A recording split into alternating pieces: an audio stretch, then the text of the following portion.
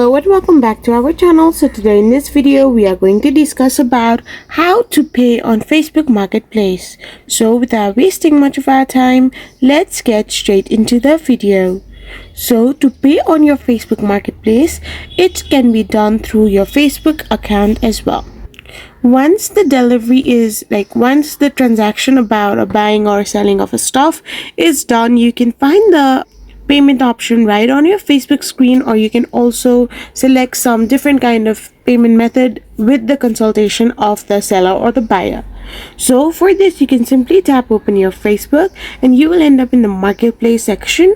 So once you are here, you can tap on the profile icon on the top right hand side of the corner, and once you are here, you can simply tap on orders and payments.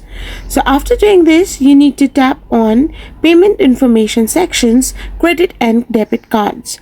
So once you tap on it, you can simply tap on add credit card or debit card, and which will be taking you to this kind of interface. So here, simply type in your card number, your month and year, CVV and all the address details. After doing this, you can simply hit the save button and you are all set with a payment method on Facebook, which will allow you to pay on your Facebook Marketplace.